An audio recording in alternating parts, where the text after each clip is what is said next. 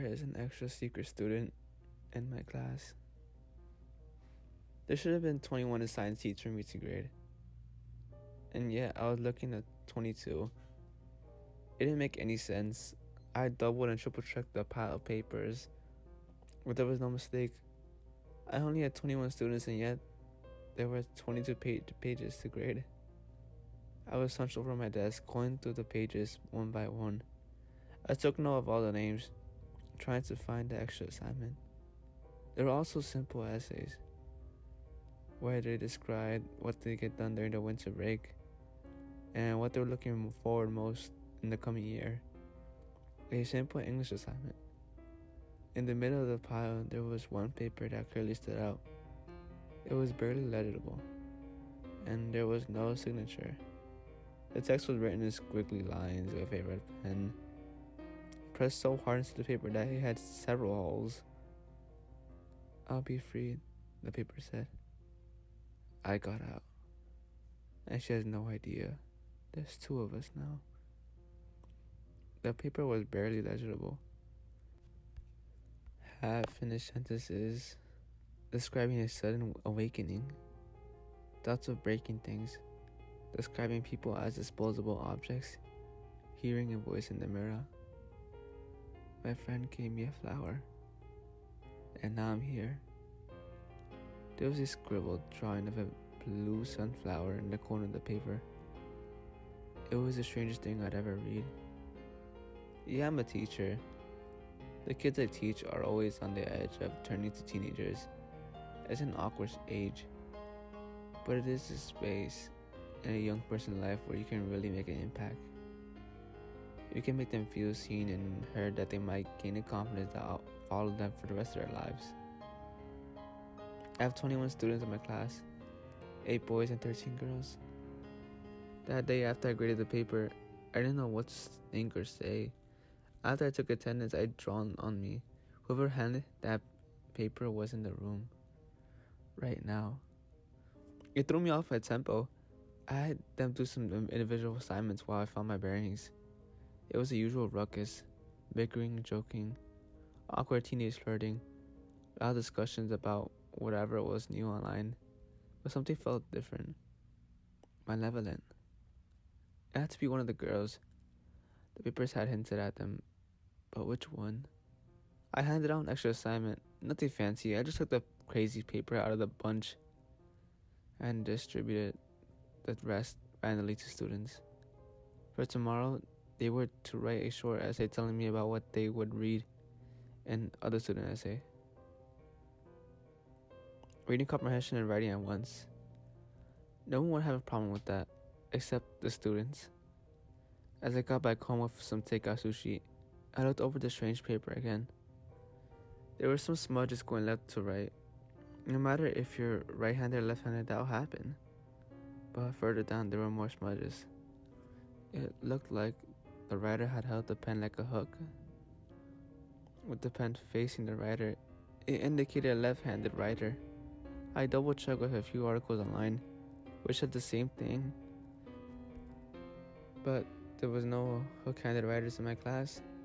I wouldn't notice, but I was sure there were a few left-handed people. I finished my sushi and went to bed with a chilling feeling that I'd missed something obvious. The next day I got the assignments, all 21 of them, no extras.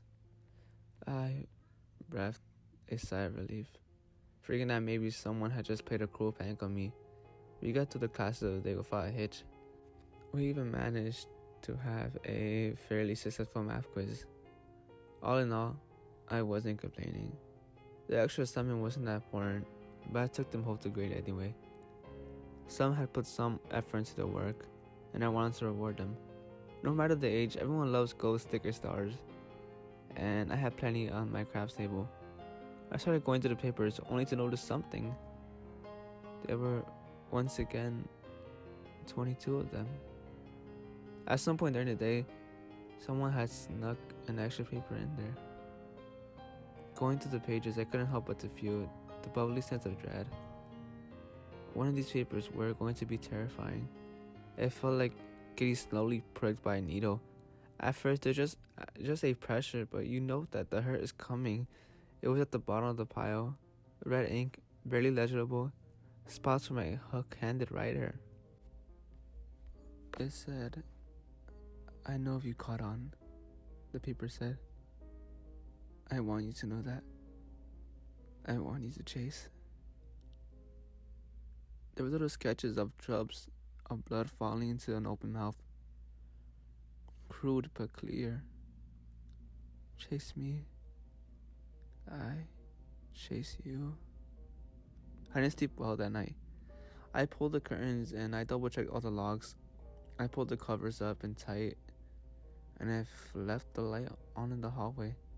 And yet, I still had that awful sneaking feeling that I was missing something. Was it clear? She'd always had been in a bit of an oddball. Or maybe someone I'd never expect, like Shannara, maybe Pietro or Fiona. I had this mental image of someone following me into my car, a young girl hiding in my backseat, a maniacal smile popping up in the rearview mirror, sharp little nails and unblinking eyes diving towards me, cutting my throat away as I'm going 70 miles per hour down the freeway. I didn't sleep well that night.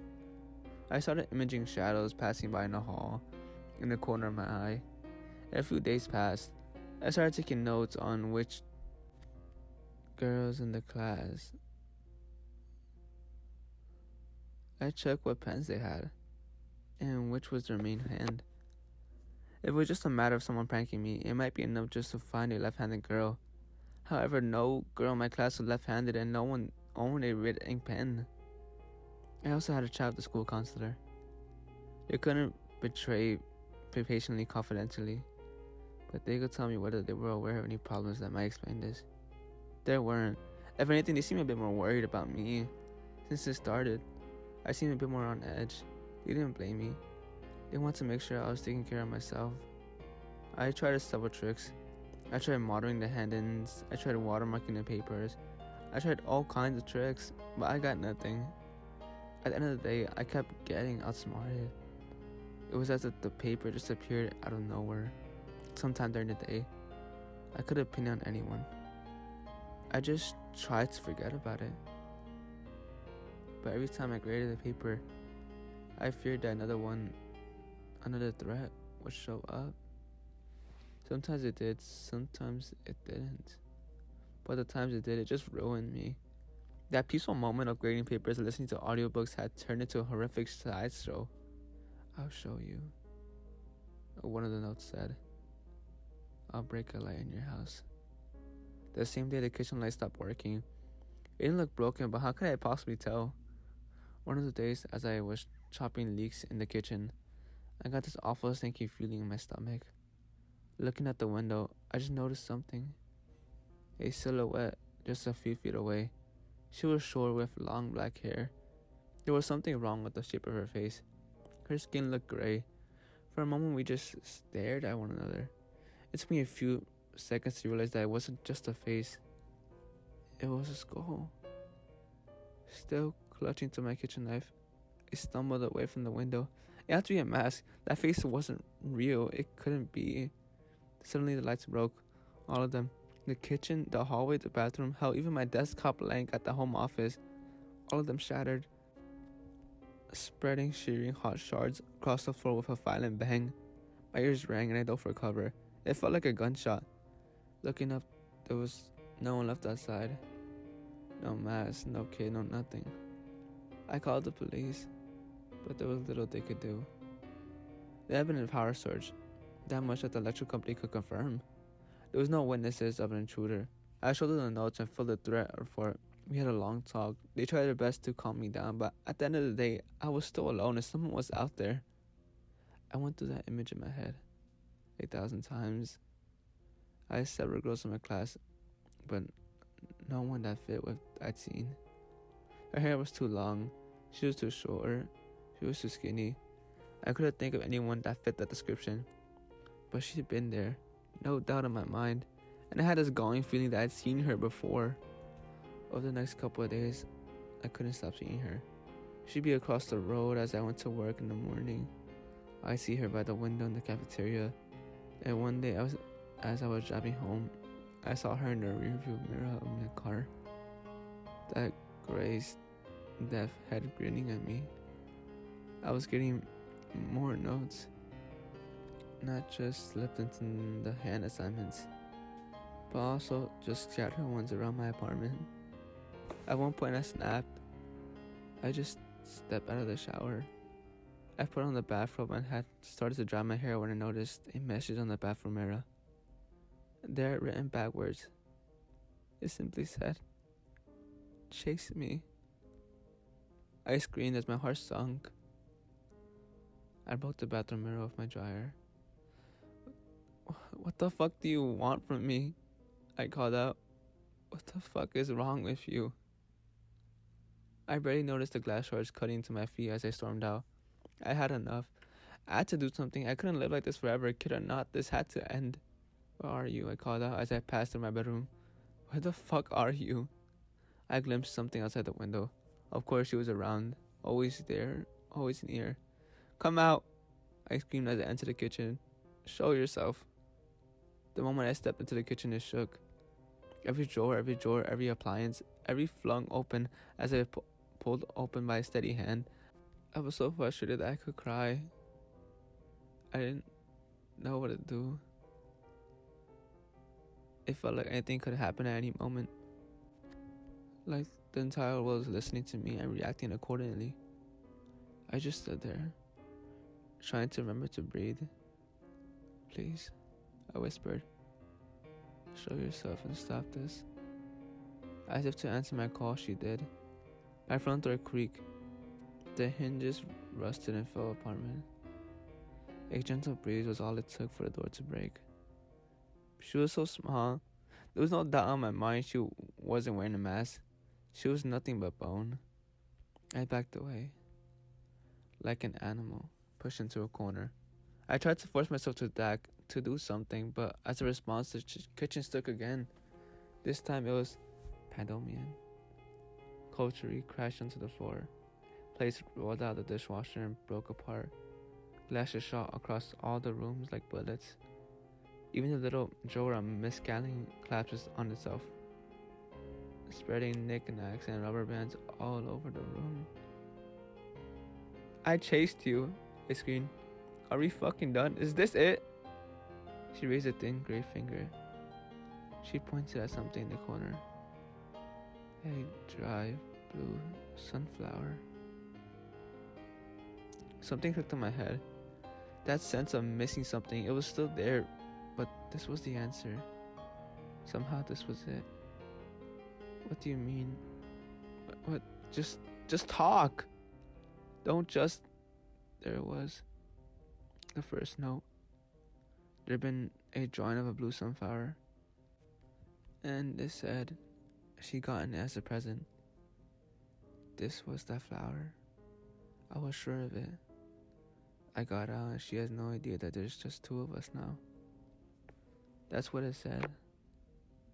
That was a part of that very first note. She was talking about me. I had written those notes to myself. I'd handed them in assignments. That's how I never noticed them. I looked over at my crafts table. My red ring was half empty by now. I had red smudges under my left hand. And then there was her. Of course I seen her back time and time again. I had long black hair as a kid. I had been skinny and short. "You found me," her little voice said. Funny. The images came back flooding. A shadow in the bathroom mirror, a simple hello, a flower offered. I remember taking a hand of an impossible being, reaching across a nightmare space to my inner child. This awful, malevolent being living at the core of my soul, something dead and resurrected, trying to make room for madness. But it wasn't just madness. She was real. Doors that rust by themselves, glasses don't throw themselves, and I can't for my life find the cause of the electrical surge with my mind. This was a real being with real power, and she settled in the back of my mind. And now I chase her. I'd found her. "Do you want me to leave?" she asked. "I can." I didn't know what to say. Of course I wanted her gone. I wanted it to be all over, but there was just this jawing feeling that there was more to it. She didn't just scare me and torture me for the fun of it. Told me to leave, she insisted. Set me free. That was it, wasn't it? She wasn't free. She came from maybe me, and so maybe she stuck with me. Maybe she couldn't leave because she couldn't hurt anyone else, not as long as I'm around. It said I'll be free in the first note. That meant she wasn't free as of now. To me, it suddenly made sense. Standing there, I just shook my head. You can't leave, can you? I cackled. You're just as stuck with me as I am with you. I could kill you, she laughed. No, you can't, can you? If so, why haven't you? There was no response. You don't need me to cut you loose to get out of there, don't you? That I'd find you and just let you go. I took a step forward and saw my blood seeping out from my sole feet. My hands are rattling like leaves in the wind. I'm not letting you go, I screamed. No fucking way. I'll hurt you. Do your fucking worst. But there was nothing more. In a blink of an eye, she was gone. But in my mind's eye, I could still see her. Every memory of seeing myself as a kid was tainted. I had memories of seeing myself in the mirror with his face grin. I remember seeing my reflection in water puddles. I knew that wasn't what I looked like. But in my head, that was me. We were interchangeable. She was me and I was her. Two beings, and I was gonna keep her here. I'll be a walking fucking jail. I know it sounds absurd, but she is real. And nothing I can do changes that. I couldn't live with that thing coming out, reaching other people, spreading. I can't work at the school anymore. She scares the children. I'm afraid of seeing other people. She hurts them whenever she gets the chance. I've seen birds fall out the sky. A family of moles lying at the doorstep. Circles of roadkill lined up around my car. I've been thrown, cut, burned, beaten, but I haven't scumbled. She is just as scared of me as I am of her.